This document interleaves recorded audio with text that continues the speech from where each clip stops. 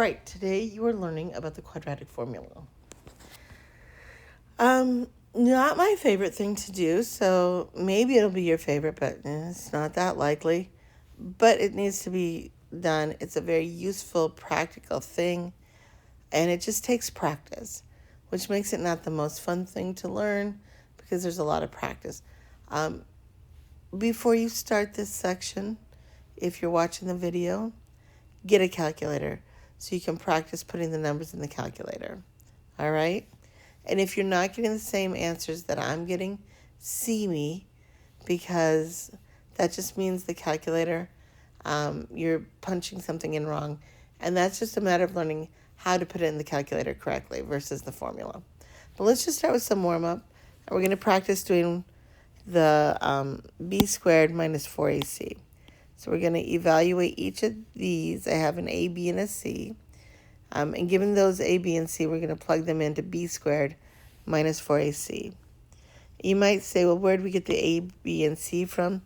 Well, it's from our formula, or our standard form of our function. So remember, when we do this, we have f of x equals ax squared plus bx plus c. The number in front of the a is our a. The number in front of the number in front of the x squared is our a. The number in front of the x is our b. And that last term by itself is our c. That's where these are coming from. This b squared minus 4ac, that's a very important part of the formula. So we're going to practice doing that. So the first thing we're going to do is we're going to start with our b squared. I'm going to rewrite this down below here in color coding. B squared minus. It's really, really important that when you type this in a calculator, use that minus sign. And then 4 is part of the formula. And then we have an A. And we have a C. And I'm going to do this. I'm going to put my B in parentheses, only because sometimes it's negative, and it's really important to have that negative in parentheses. So now I'm going to just plug the numbers into this formula. So I'm going to do parentheses 7 squared minus 4 times 2 times 5. When you plug this in a calculator, you should get 9 as an answer. If you're doing it by hand, 7 squared is 49 minus 4 times 2 times 5 is 40. 49 minus 40 is 9. Let's do this next one. We're going to do it the exact same way. So while I'm going to go ahead and highlight in color, I am not going to rewrite the formula because it's already written for us. I've got A, I've got B, I've got C. So plugging those in, I have B squared, so 3 squared, and then minus. People in class are putting this in as a negative. Make it a minus. And then 4. And then we're going to do it times A times C. Oops. Meant to put in my A. My A is 1. My C is 3. You plug that into your calculator. Oh, my C is a negative 3. Very important to get those negatives in there. You plug that into your calculator, and you are going to get 21 as an answer. How did we get 21? 3 squared is 9 minus 4 times 1 times a negative 3 is a negative 12. So plus 12, 21. All right, that's the beginning part. Let's go ahead and look at the formula itself, and then we're going to practice using it.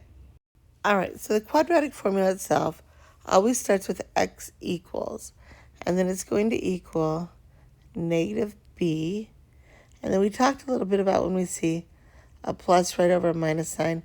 That means there's really two things going on. First we're adding it and getting an answer, and then we're subtracting it and getting a second answer. So we just write it all at once. Negative b plus or minus b squared minus 4ac, and all of that is over 2a. So using the same color coding system that we've been using, with b being blue, this is where my b would go in the formula. My a goes in 2 places, and my c goes in one place. When I'm substituting in numbers, I always put parentheses. So if I were going to apply this, I would rewrite this as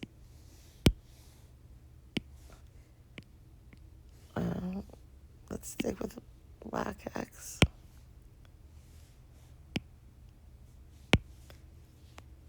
Oh. Sorry about that. I'd write it as X equals, and then I would do a negative because that's part of the formula, and then whatever b is in parentheses, and then plus or minus square root, and then b in parentheses squared minus, not a negative sign, minus 4, and then a in parentheses, c in parentheses.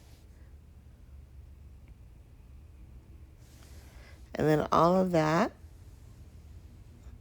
would be over 2, and then again a in parentheses. If you use your parentheses, you're going to get it right every time. Now, the one thing, frequently I like to put it all in a calculator at once, but not the quadratic formula. That's just going to give you so many error issues. So we're not going to put in the calculator the actual square root symbol, but everything under there we're going to put in the calculator. And this is what we practiced from before.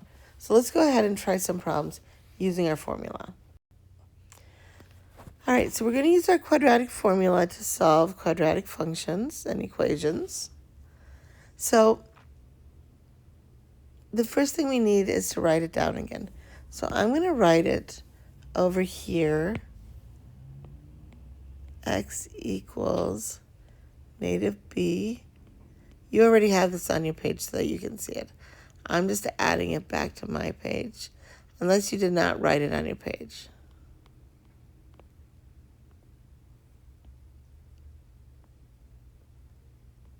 Okay.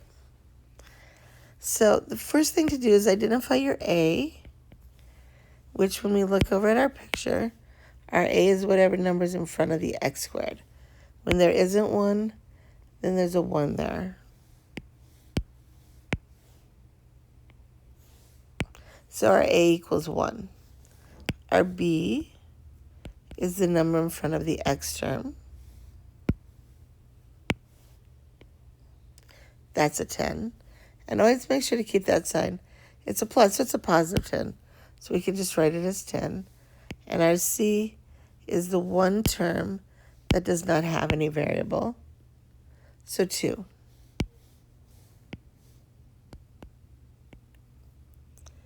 And then we're going to put it into our function. So I'm going to go ahead and write this. And keep it a negative.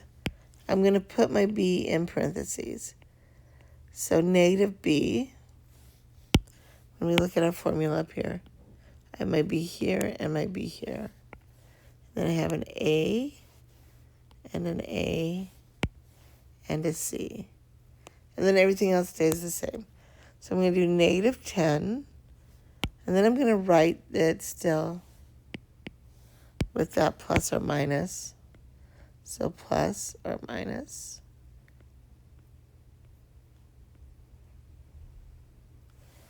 The square root. So I'm going to put my b again in parentheses, and I'm squaring it. So I'm going to write that squared part on the outside of the parentheses. And when I put it in my calculator, it's going to be outside the parentheses. And then it's going to be a minus sign, not a negative. And then it's going to be 4.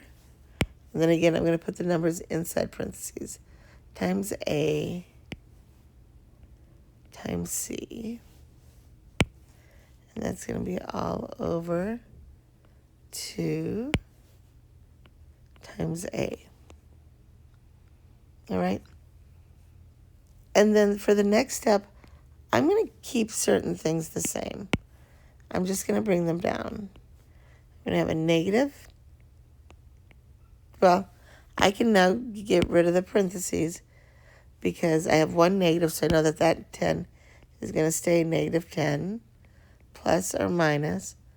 I'm going to figure out an actual number for inside that square root. I'm not going to take the square root of it yet, and that's going to be over 2. So I'm going to bring down the negative 10. I'm going to bring down 2 times 1 is 2. And what I'm going to figure out right now is this part. What number goes in here? So this is what I plug into my calculator. 10 squared minus 4 times 1 times 2.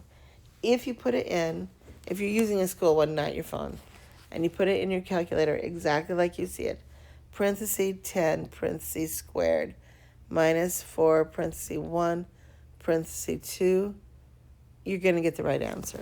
So go ahead and try it and make sure that you get 92. Oops.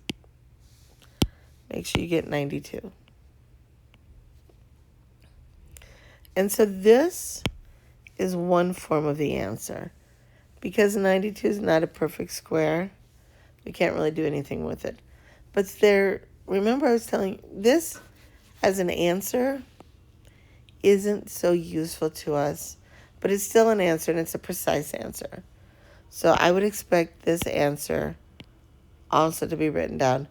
And then there's 2 other answers I want you to give me. So this is where we do that plus and then the minus. So I'm going to break it apart into 2 problems. I'm going to write it as x equals negative 10 plus the square root of 92 over 2, and x equals negative 10 minus the square root of 92 over 2. So when you're doing this, do the top of the fraction first and get an answer for that, and then still put it over 2. So let's go ahead and do that.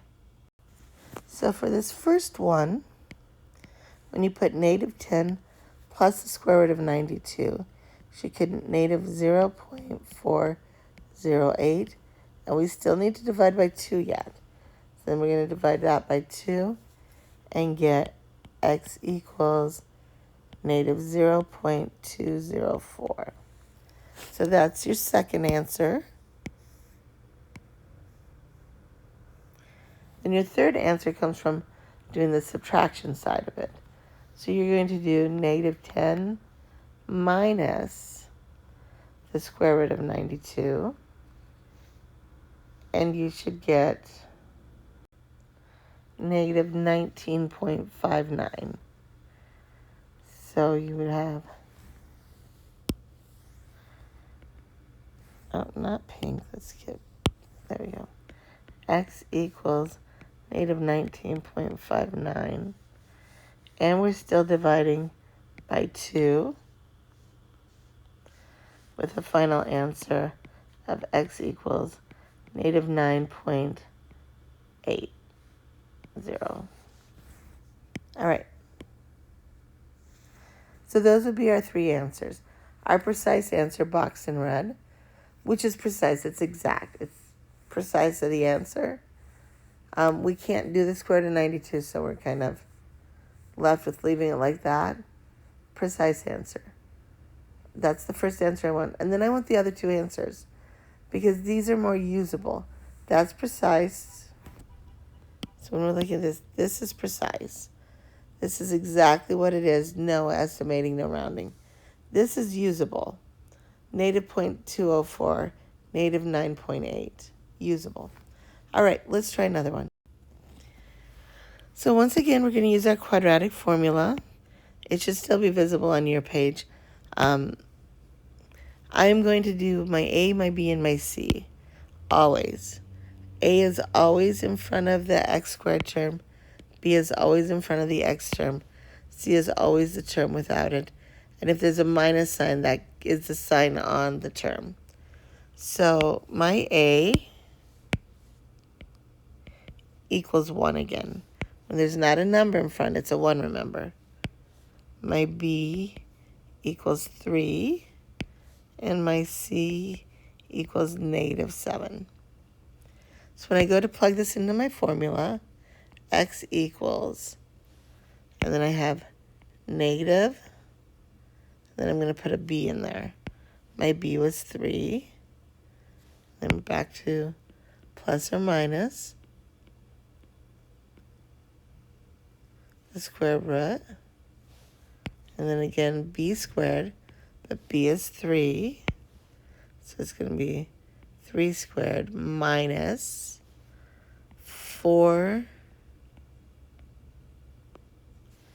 times a, which is 1, times c, which is -7. And don't drop that negative. Make sure you keep it in there. And then that's going to be divided by 2a. Now remember, the first thing you're going to do is this part, because that's going to give you your first answer in the very precise form we want it. Then we're going to go get the other two answers. All right, so when I do this, I'm going to keep everything else other than what's under the square root.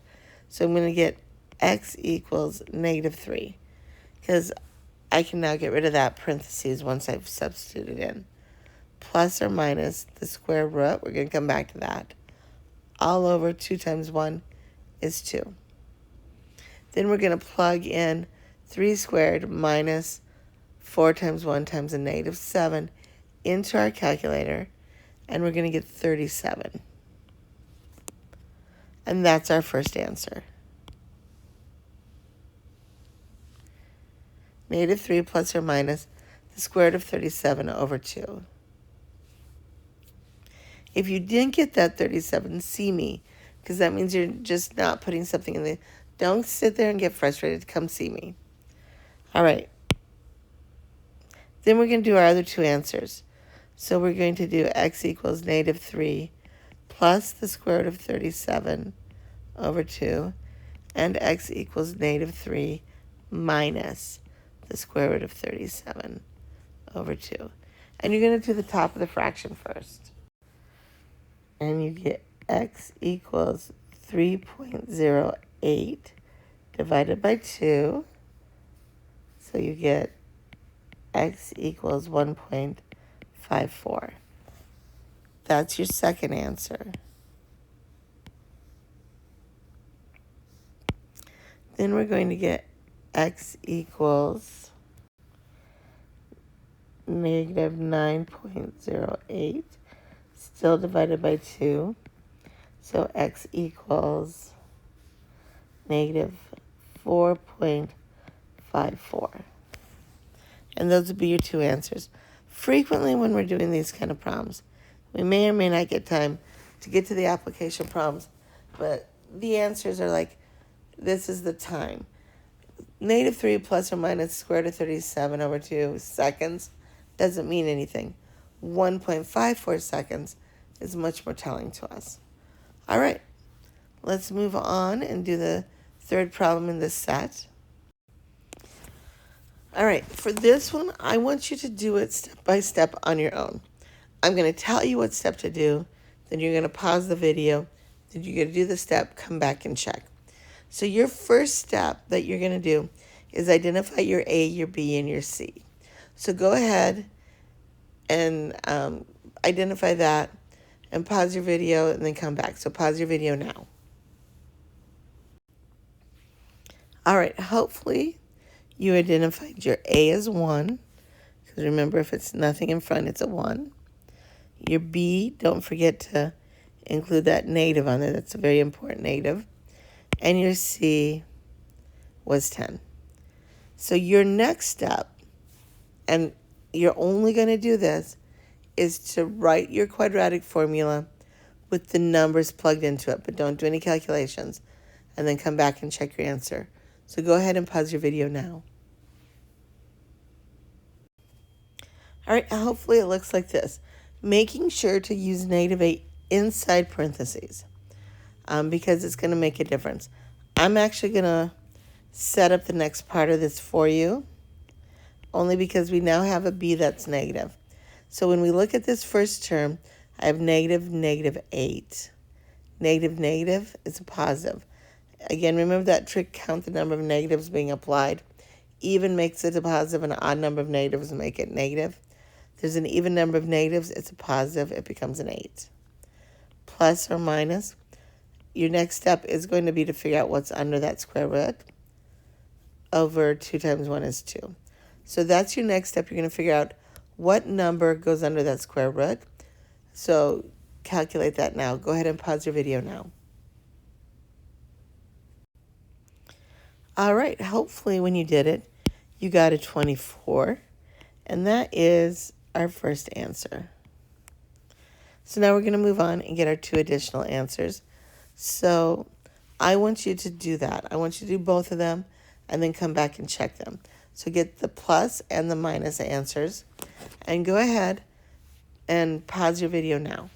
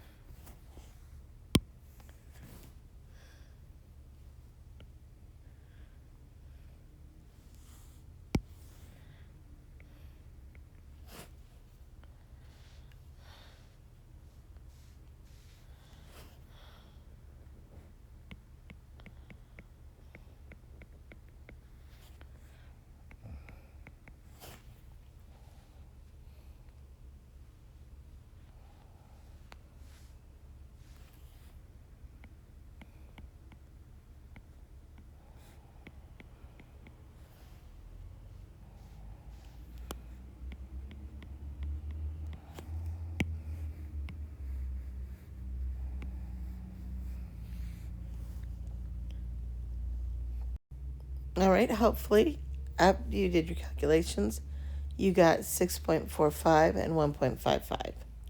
Much more usable, but not as precise as the 8 plus the square root of 24, 8 minus the square root of 24, all divided by 2. Okay. Now we're going to look at some problems that done the same exact way. There's just one little difference with them. So let's go on to the next set of problems. So I'm going to have you do the same thing with this one as we did before. I want you to identify your A, your B, and your C, and then come back to the video. So pause your video now. All right, hopefully by now this is getting easier. Your A was 2, your B was a -1, your C was 2. 2, -1, 2, ABC. All right, now I want you to plug those in to the quadratic formula. And write it out with just the numbers plugged in and then come back and check. I don't want you to go through all the calculations in case you got something wrong. So go ahead, plug it in, and then check. So pause your video now. All right, when you plug it in, it should look like this. Being really, really careful with that B. Remember, B is a -1, that native out in front. So the formula has a native in front of your B, and then your B is also a -1. So you write native parentheses, -1 inside the parentheses. Parentheses -1, parentheses squared, the squared on the outside of the parentheses. And then also notice we've always had A as a 1, but this time A is 2. So we're going to write 2 on the bottom with the 2 and 2 there. All right, so now you're going to go ahead and compute just what's under the square root sign.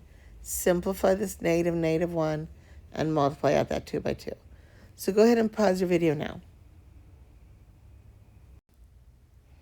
Okay, so hopefully this is what you got. a negative, negative, two negatives make it a positive 1. And when you put all this in a calculator, that negative 1 becomes a positive 1 when we square it, minus 16, so negative 15 over 4. If you try to put this in your calculator, you won't get it right. I would take this. This is a correct answer. There's another form to write it as, but it's just a simple thing. What we don't like to see is a negative inside the square root. Outside is fine, but inside we don't like it. So we transform that negative to the letter I, and it looks like this. We would rewrite this as x equals 1 plus or minus the square root of 15, write an I behind it, over 4. We cannot do the square root of negative 15, so there isn't two more answers that are easier to use. This is the answer. It's just we like to write, instead of square root of negative 15, square root of 15i. I will take either of those answers. The answer in pink makes me happy, but both are correct. Okay, let's go ahead and try the next. Oh, before we go on, keep in mind, when you do get a negative under that square root, that means you don't have to get two more answers. So it kind of makes the problem a little easier. All right, let's try the next two. This time, I want you to do 2 steps before you come back and check. I want you to identify your A, B, and C, and then plug them into the quadratic formula. Don't do any calculations. Identify A, B, C, plug them in, then come back and check. Pause your video now. All right, hopefully you identified your A as 3, because remember, A is the number in front of the x squared. Here's my x squared term, here's my A. B is a negative 1. That's in front of the x term. When there's not a number there, there's a 1. We keep that sign negative with it, so negative 1. And C was 8. C is always the number without any variable with it. We plug it in, negative, okay, so a negative B. So we have negative and then our B. We always put our B in parentheses like this so we don't get confused about those negatives, because the formula has a negative in it, and then our B is also negative. Then plus or minus, and then B squared, so negative 1 squared. Put that negative inside those parentheses, the squared on the outside, or it will mess you up every time. And then minus 4 times A times C all over 2A. All right, so you're going to do the next step and then come back and check your answers. So go ahead and pause your video now. All right, so hopefully after you did it, that negative 1 became a positive 1. Remember our rule. Count the negatives, 1, 2 negatives. That means it's going to be a positive number. Plus or minus. And then when we do all of this, we get a negative 95.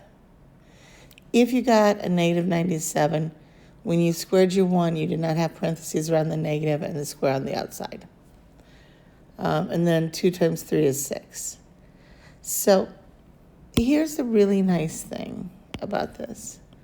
This part, once you have a negative under that square root, we can't do it because it's not a real number. The square root of a negative number is not real. It's imaginary. But we can write this one other way that I would really like to see you do it. If you gave me this answer, I would count it. But I would really like to see you do this. Write it as x equals, the only thing that's going to change is we're not going to keep that negative under the square root like it is. It means the same thing, but we move it out as an I. We write a little I behind the square root of 95, and then still have it over 6. That means the exact same thing, okay?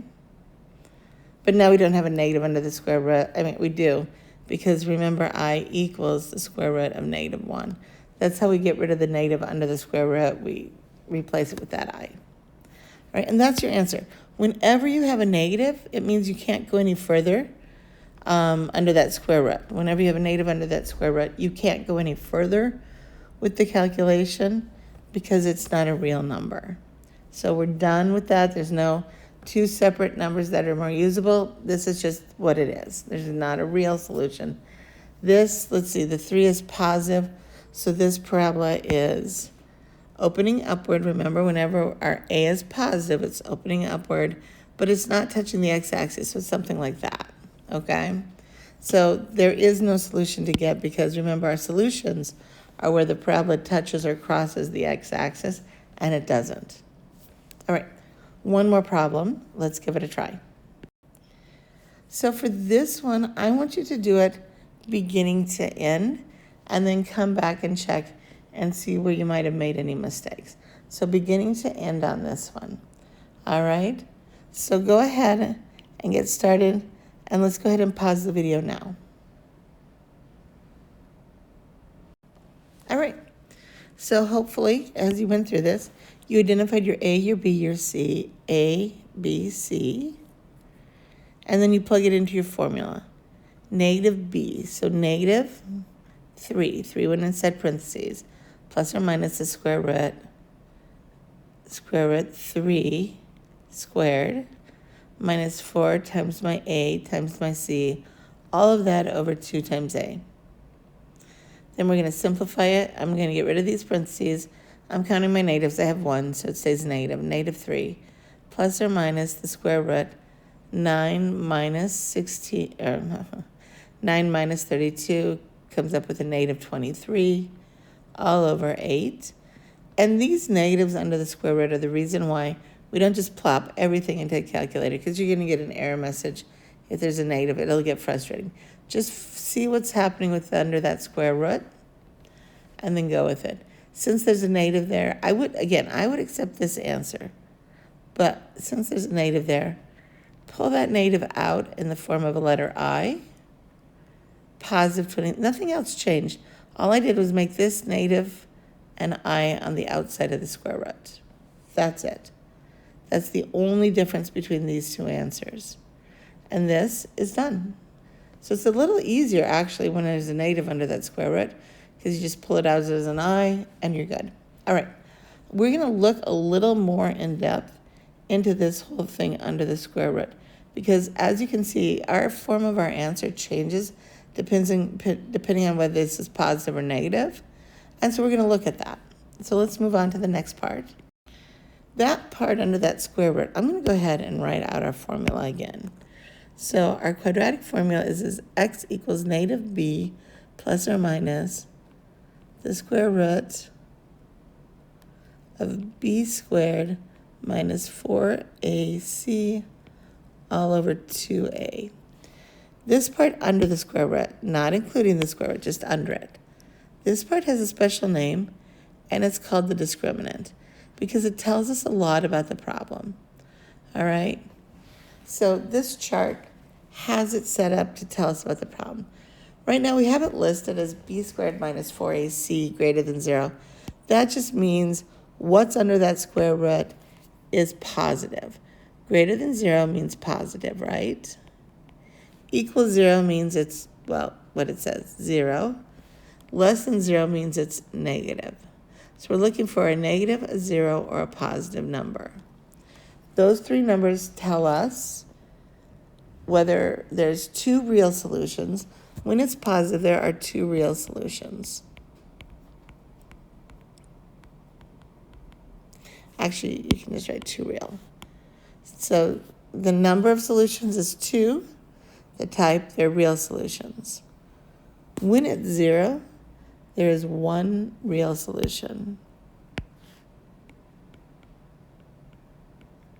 When it's negative, we can't do the square root of a negative number, remember? So when that's negative, there are two solutions, but they're imaginary.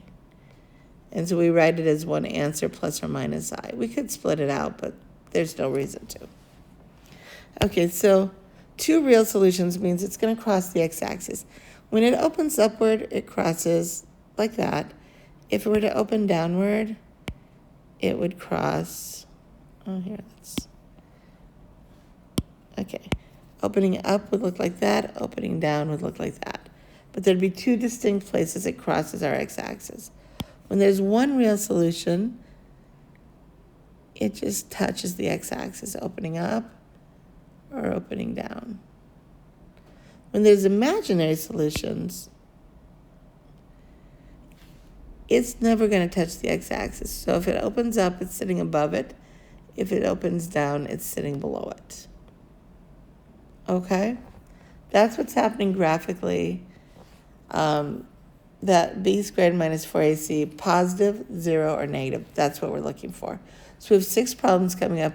I'm going to walk you through the first few and then have you do the remaining ones. Okay. So now we're going to put what we just learned in our chart into practice. We need to always identify our A, B, and our C first. But to do that, the really crucial thing is it has to always be equal to 0. All right? So that's the first thing. And let's just do this with all of these so we can see which ones aren't equal to 0. Okay. So we can see we have 2 of them that are not equal to 0. So those we have to get set equal to 0. So whatever's on the right side of that equal sign, we need to bring over to the left side. Okay? So let's just start that and do that first for the 2 that are not equal to 0. So I'm going to, just in case you guys didn't see, that was equal to 0, that one's equal to 0, that one's equal to 0, that one. This one is a negative 9 and a negative 4. So we're going to move that negative 9 over. I do the inverse operation and I add 9. When I do this, the right side becomes a 0. I can't combine 9 with x squared or 6x. 9 doesn't have an x. It just comes to the other side. It goes like this, x squared minus 6x plus 9. So we're going to do the same thing with this 4. I'm going to add 4 because that gives us 0. But if I do it to one side, I have to do it to the other side. So I get negative 4x plus x squared. Oh, I'm going to erase and give myself a little more space. So I get 0. And then I get a negative 4x plus x squared plus 4. So then there's another thing we have to watch out for. Standard form isn't just about no parentheses. It's about having them in order from smallest to largest. And we want these to be in standard form. Look at this. This is, my exponent is 2. If there isn't one, that's a 1 and then none, right? So 2, 1, none. But look at here, none, 2, 1. Not in order. So we're going to rewrite that so it's in order. X squared minus 6x plus 11 equals 0. Okay? Then one on this side here looks pretty good. I'm going to work through 3 of these with you, and then you're going to do the last 3 on your own, making sure, well, we already made them all equal to 0. Make sure they're in standard form, highest to lowest exponent. And then once everything is good with it, we identify our A, our B, and our C. A, B, and C. My A is 1. My B is a negative 6. And my C is 7. All right.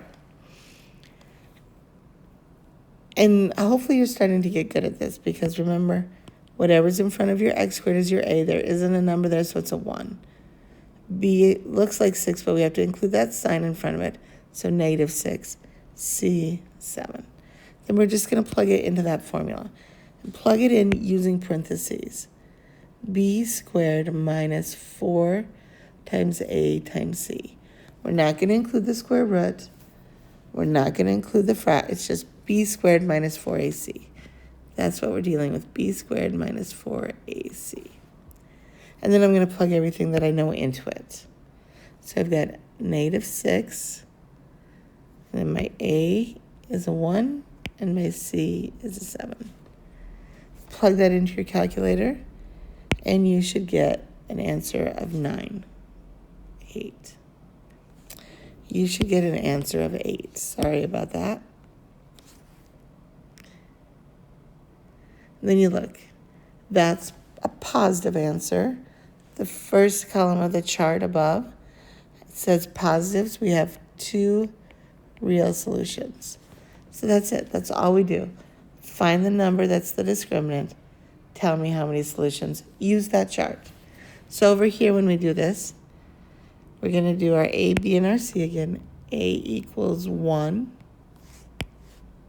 B equals a negative 6, C equals 9. We're going to plug it into our formula. B squared minus 4 times A times C. My B is a negative 6. My A was a 1. And my C is 9. All right, we plug that into our calculator. And our lovely calculator, as long as we put everything in correctly, tells us that the answer is 0. We look at our chart above, and we see that middle column is when it's 0. When it's 0, we have one real solution. Okay, so I'm going to let you guys work on the next problem. The next problem we're doing, one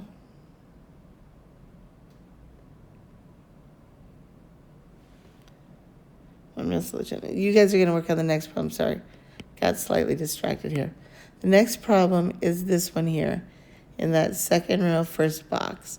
I want you to identify A, B, and C, calculate your discriminant, and then tell me how many solutions. So go ahead and pause your video now. All right, hopefully you found your A, your B, and your C. 1, negative 6, 11. And then we plug those into our formula, and we get a negative 8. That's the third column of the chart, and it's negative. And think about it. This discriminant represents what's under that square root. I have a negative number under a square root. It's not a real number anymore. Square root of a negative number is imaginary. Hence, we write the little I with it, imaginary. So I still have two solutions, but they're not real solutions. They're imaginary. So the number of solutions is 2. The type of solution, imaginary. All right, I'm going to have you do the same thing with the next problem over. Find your A, your B, and your C, knowing that you're going to have to do a little manipulating on this because it's not in order. It's not in standard form on that one. So find your A, your B, and your C, plug it into your discriminant, get the answer, and the number and types of solutions. So go ahead and give it a shot. All right, when we rearrange it, we get x squared minus 4x plus 4 equals 0. So we have that very important equal to 0 part. And we now have it in order A, B, C. You could have got the right answers without putting it in order, but we should get in the habit of putting it in order.